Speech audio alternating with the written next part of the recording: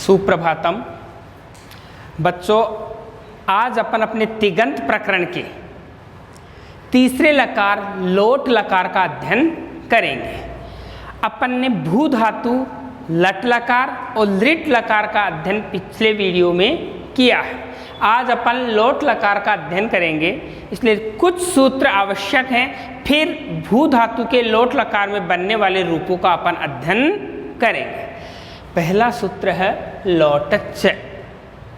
लोट लकार के लिए लोटच वो ही पुनरावृत्ति करनी होगी जो पहले अपन ने की थी।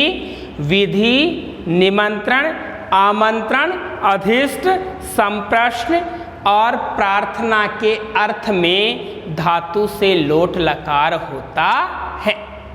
अपन ने पहले इन सब के बारे में सामान्य जानकारी प्राप्त की थी। विधि वह प्रेरणा है जो अपने से छोटों को दी जाती है और उसको उनके द्वारा किया जाना अनिवार्य है, आवश्यक है। नहीं करते हैं तो दंड स्वरूप कार्यवाही होती है।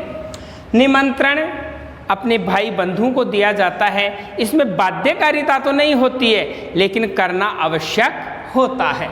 आमंत्रण अपने मेल जोल वो प्रेरणा है जो अपने मेल जोल में दी जाती है, जिस पे निमंत्रण जितना भार नहीं होता है, चाहे तो आप उसे पूरा करें या नहीं करें।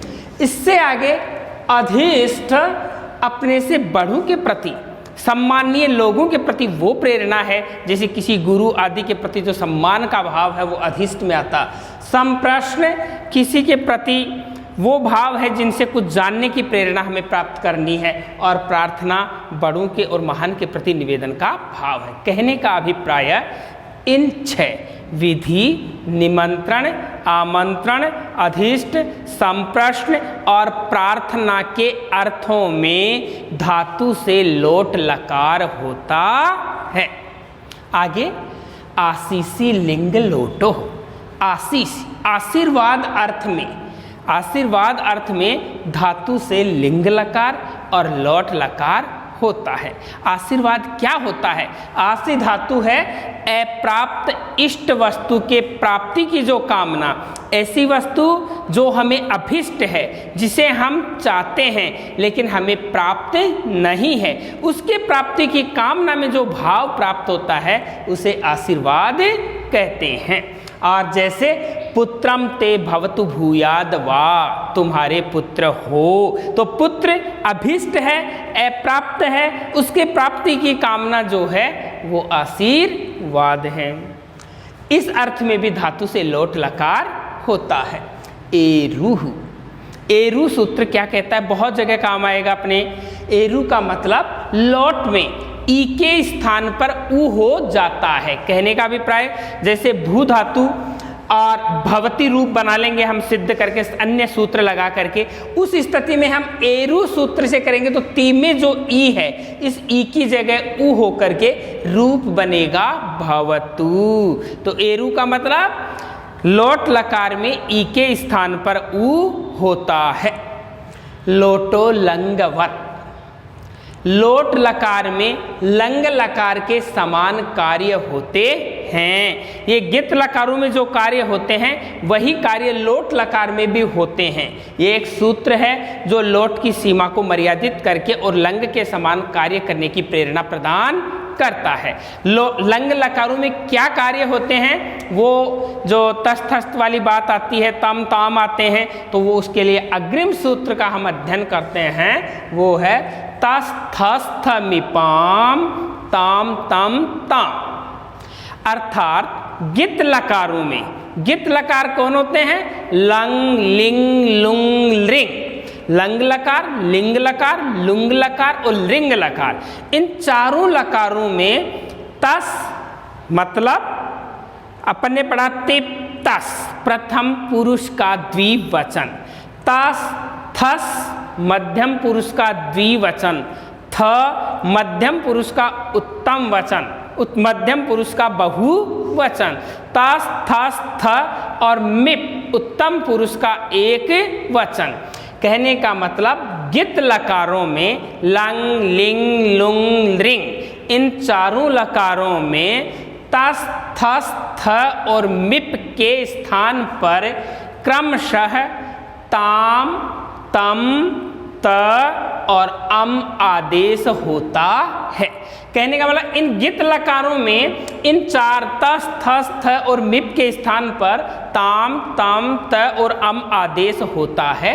और वैसे ही लोटो लंगवत करते ही लोट लकार में भी इन चारों के स्थान पर क्रमशः ताम, तम, त और अम हो जाएगा।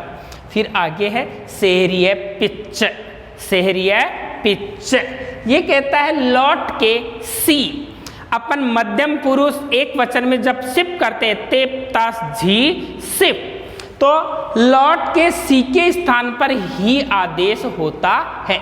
जैसे भव प्लस ही, सी के भव प्लस सी स्थिति होती है, वहां सी के स्थान पर ही होकर के भव और ही स्थिति बनेगी। फिर अतोहे रहस्व या अदंत अंग से परे, जैसे भव में जो अ है वो रहस्व है, तो अदंत अंग से परे या रहस्व ऐसे परे ही के स्थान पर लुक होता है, मानी ही का लोप हो जाता है।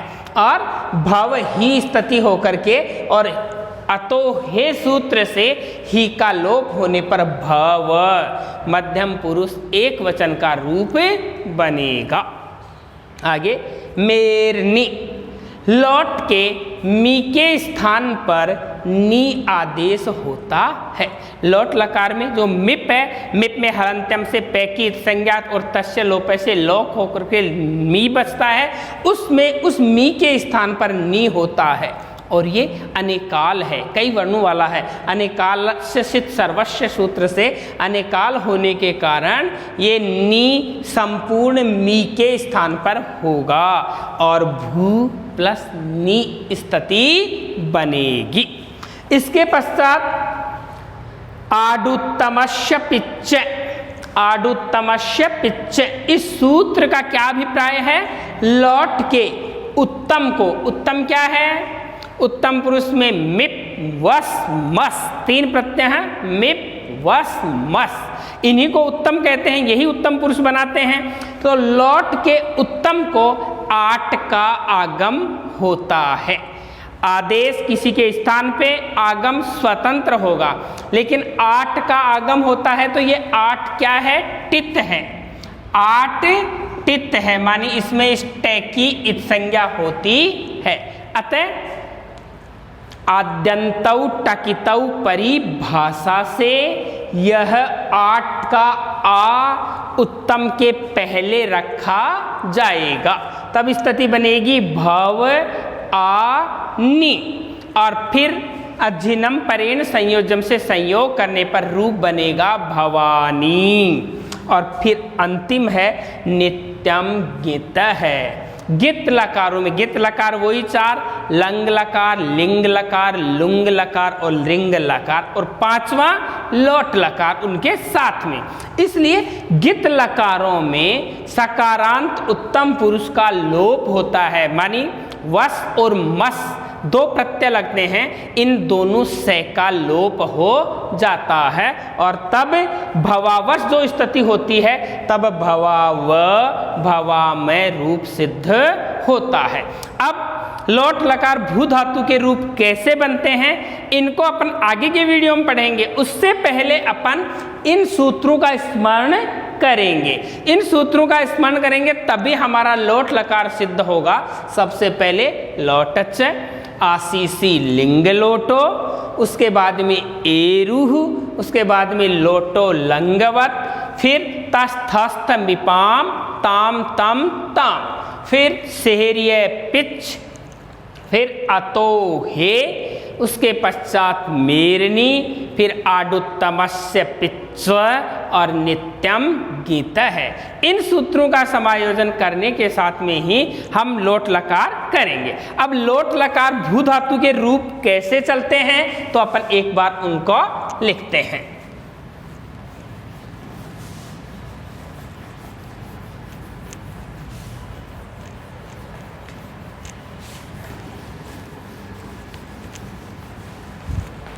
अपन देखते हैं धातु, भू धातु और लॉट लकार। देखिएगा 3 पुरुष होते हैं, एक है प्रथम पुरुष, दूसरा है मध्यम पुरुष और तीसरा है उत्तम पुरुष। 3 वचन होते हैं, एक वचन, द्विवचन और बहुवचन। अब कैसे चलते हैं ये रूप, अपन ने पढ़ा है भवतु, भवताम, भवन्तु। भवतु भवताम भवन्तु, भव भवतम भवत, भवानि भवाव और भवामय। तो भवतु भवताम भवन्तु, भव भवतम भवत, भवानी भवाव भवामः। अब ये भवतु कैसे बना है, उन्हीं सूत्रों की सहायता से हमें इसे सिद्ध करना होगा। ये काम अपन अगले वीडियो में करेंगे। तब तक के लिए धन्यवाद।